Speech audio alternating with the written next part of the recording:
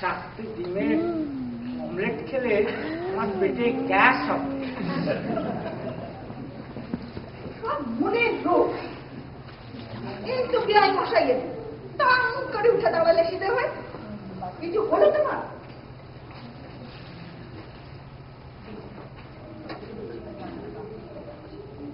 দেখি 4টে ডিমের মামলেট করছে না একটা বাপকে গেলাচ্ছে।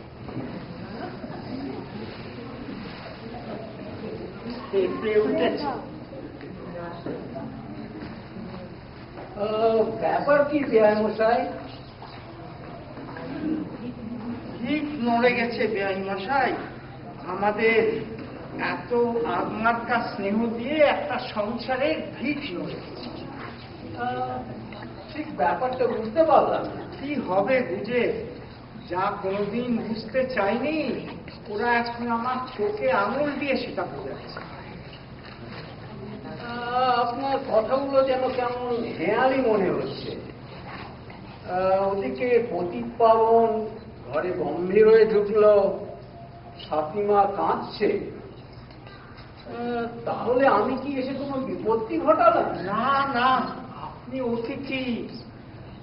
আমাদের যদি কোনো ভুলচুক হয়ে থাকে আপনি নিজ গুণে আমাদের ক্ষমা করবেন। যান, ঘরে গিয়ে বিশ্রাম করুন। কিচ্ছু হয়নি কুলদা বাবু, কিচ্ছু হয়নি। না হলেই ভালো। আমি তাহলে বরং একটু পার্কে বেরিয়ে আসছি।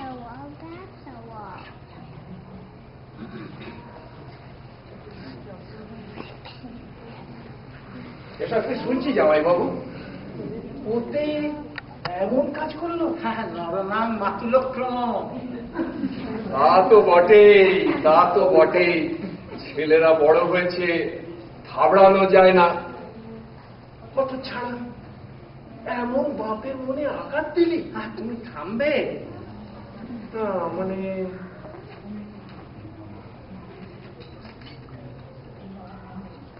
এই না মামলেট, তুই এখানে কি করছিস? এত মোটা? হ্যাঁ, 4টে ডিমে। তাই নাকি? আমার আবার এসব দেখলে মামলেট খিদে পায়। এটা তোর নয়, এটা তোর জামাই বাবু। মরে যাবেন যে? তোদের সঙ্গে মরবেন। কিরে ওখানে বসলি যে? অপেক্ষা করছি। কিসের? ডাক্তার ডাকতে হবে না?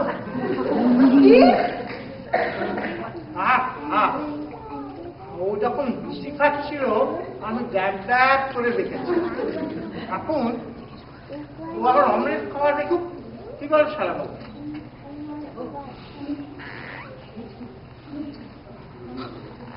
যাবো? চল।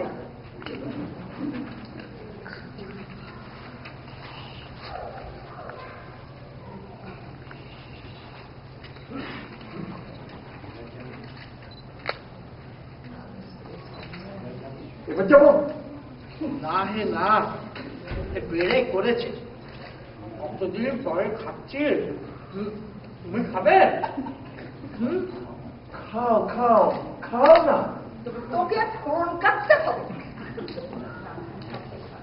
না, ও সবটাই খাবে। আমার পেটে গ্যাস হচ্ছে। হবে না, ওইখানে ঠোঁয়ানে বসে চোখ ফেলে দেখছে। আমার বুকে যন্ত্রণা হচ্ছে, আমার হাতে যন্ত্রণা হচ্ছে।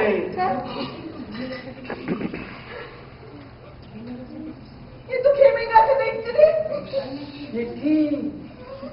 ছি ছি ছি ছি, ঠাট্টা করতে গিয়ে শেষ পর্যন্ত ঠাট্টা সত্যি হয়ে গেল।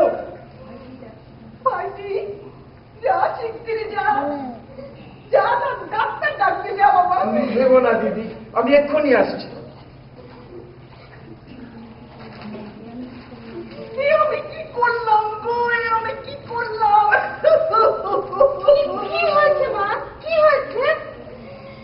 ওই সর্বনাশী মামলেট কেন খুঁজতে গেলাম গো?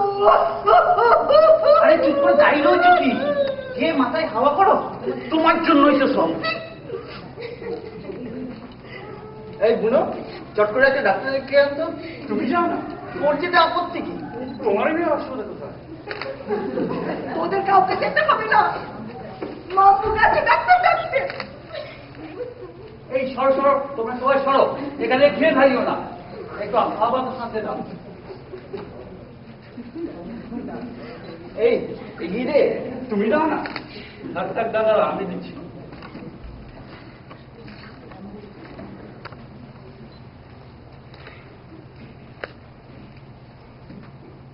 কেমন দেখছেন ডাক্তারবাবু? স্ট্রোক নয় তো? কি শুধু হুসুস করছেন? বলবেন তো ভয় কিছু আছে কিনা?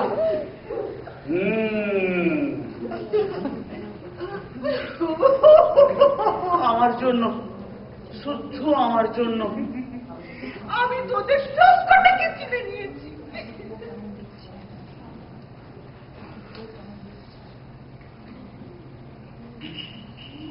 কেমন দেখছেন ঠাকুরপো? কি শুধু কিছু বলবেন তো? বলবো? হ্যাঁ হ্যাঁ বলুন। দেরি করবেন না, আমরা সবকিছুর জন্য প্রস্তুত আছি। ডাক্তারখানা, হসপিটাল, আর নার্সিং হোম। যদি বলি সাবধান,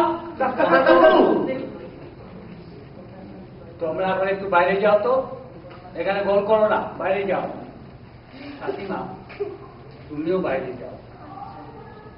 বৌদি আপনি থাকুন।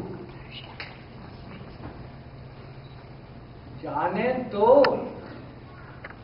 চিকিৎসের এইরকম শরীরের অবস্থা, এই ভুলটা করলেন কি করে আপনি?